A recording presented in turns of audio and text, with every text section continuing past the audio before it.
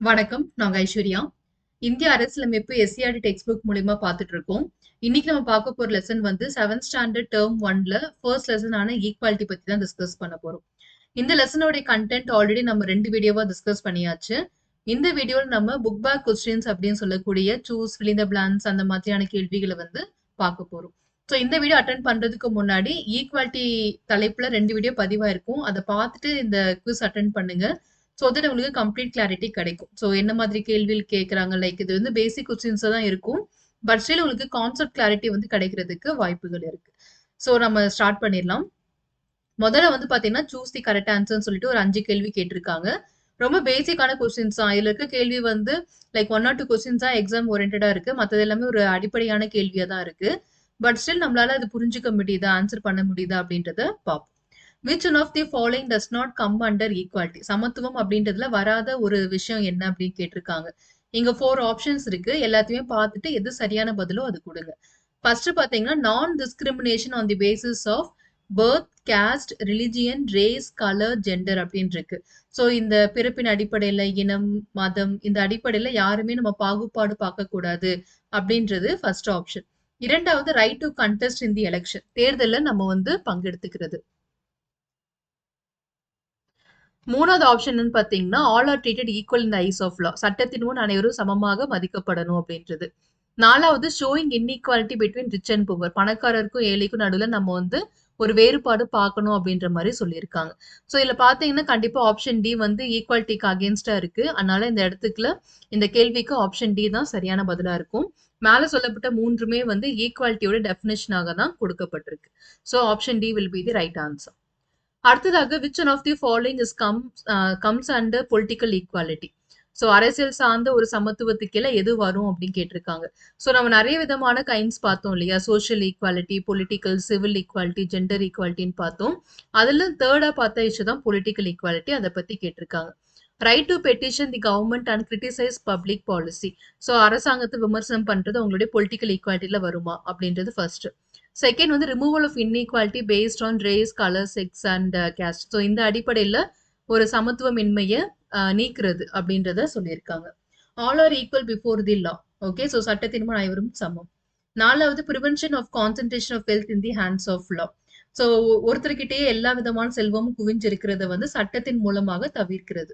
So இதுல எது வந்து பொலிட்டிக்கல் ஈக்வாலிட்டியில வரும்னு கேட்டிருக்காங்க. ஸோ அரசியல் சார்ந்த விஷயம் அப்படின்னு பார்க்கும்போது கவர்மெண்ட்டை கிரிட்டிசைஸ் பண்றது ஒரு அதுவும் நம்மளோட ஈக்வாலிட்டியில வரக்கூடிய ஒரு விஷயம் தான். எல்லா மனிதர்களுக்கிட்டுமே நம்ம அந்த பவரை கொடுத்து தான் ஆகணும்.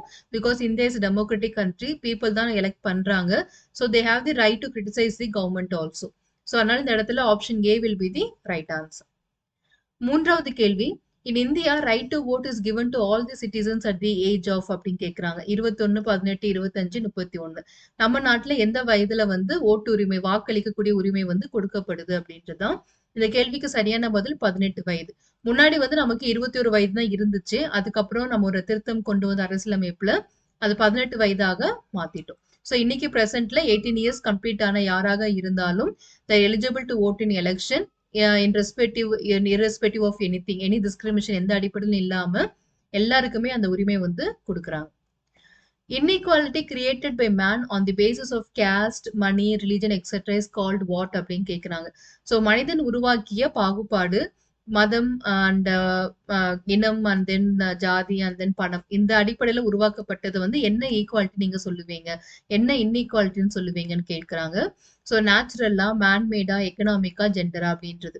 ஸோ கிளியரா கேள்வியே நமக்கு மேன் அப்படின்னு இருக்கு. ஸோ நம்ம இன்ட்ரோடக்ஷன்லயும் அதான் பார்த்தோம். இயற்கையா உருவாகின வேறுபாடு ஒண்ணு இருக்கு, மனிதனால உருவாக்கப்பட்ட வேறுபாடு இருக்கு. ஸோ இந்த லெசன்ல பர்டிகுலர் ஈக்குவாலிட்டி அப்படின்ற கான்செப்டே வந்து மனிதன் உருவாக்கிய டிஸ்கிரிமினேஷன்ல வந்து பத்தி டீல் பண்றதா ஈக்குவாலிட்டி பத்தி. ஸோ அதனால இந்த இடத்துல option B will be the right answer, manmade equality, sorry inequality. அடுத்ததாக in Switzerland right to vote is given to women in the year, எந்த வருஷம் கொடுக்கப்பட்டுச்சு அப்படின்னு பார்த்தோம். So right to contest in election அப்படின்றது 25 வயசு அப்படின்னு பார்த்துருப்போம் இல்லையா. எந்த வருஷம் அப்படின்றது பார்த்தீங்கன்னா 1971ல தான் கொடுத்தாங்க. ஸோ உமனுக்கு கொடுக்கப்பட்டது 1971 சுவிட்சர்லாந்துல பர்டிகுலரா. ஸோ சூஸ் முடிஞ்சிருச்சு. அடுத்து fill in the blanks. Civil equality implies equality of all before அப்படி கேட்குறாங்க. ஸோ லைக் சிவில் ஈக்குவாலிட்டி அப்படின்னாலே வந்து சட்டத்தின் முன் அனைவரும் சமம் அப்படின்ற அந்த விஷயத்தை தான் சொல்ல வந்திருப்பாங்க. ஸோ சிவில் ஈக்குவாலிட்டி அப்படின்னா பிஃபோர் லா அப்படின்றதான் right answer. Indian constitution deals about the right to equality from which article to which article அப்படின்னு கேட்குறாங்க. Article 14 to 18. Right to contest in the election is what right அப்படின்னு கேட்குறாங்க. So நம்ம இப்போதான் சூஸ்ல பார்த்தோம். It's a political right.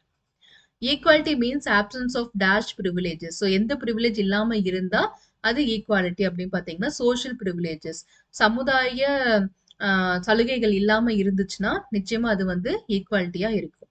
அதனால option like social will be the right answer. So அவ்வளோதான். அதுக்கப்புறம் ஷார்ட் ஆன்சர்ஸ் டீட்டெயில் அப்படின்னு கொடுத்துட்டாங்க. ஸோ வாட் இஸ் ஈக்குவாலிட்டி அப்படின்னு கேட்குறாங்க. So again lot of definition is there. To be simple we can tell equals have to be treated equally. Okay, so இது வந்து நம்மளோட இந்திய அரசியலமைப்பு இருக்கக்கூடிய ஒரு கோட் இது. ஸோ ஈக்குவாலிட்டிக்கான பெஸ்ட் டெஃபினேஷனும் அதுவாக இருக்கும். why is gender equality needed கேக்குறாங்க. ஸோ ஆப்பர்ச்சுனிட்டியா இருக்கட்டும் அண்ட் தென் ரெஸ்பான்சிபிலிட்டிஸா இருக்கட்டும், இது எல்லாமே எல்லாருக்குமே ஈக்குவலா ஷேர் பண்ணி கொடுக்கணும். All are equal. எக்கனாமிக் ஸ்பியர்ல உமன் பார்ட்டிசிபேட் பண்ணணும் for the growth of the nation and family also.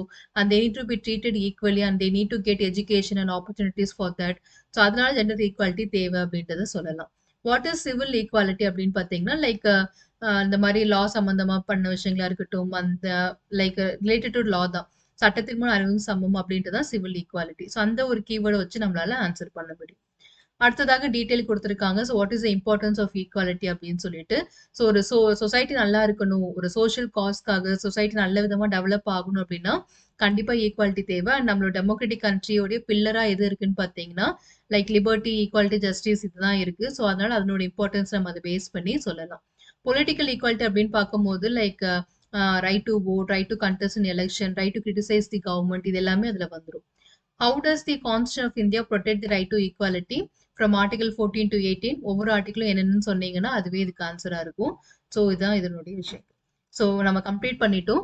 So 7th standard கொஞ்சம் நடுவில் வரைக்கும் இப்படிதான் கொஸ்டின்ஸ் இருக்கும். பட் நம்ம 8th 9thலாம் போயிட்டோம் அப்படின்னா there will be plenty of questions, choose fill in the blanks nearly 10 வரைக்கும் இருக்கும்.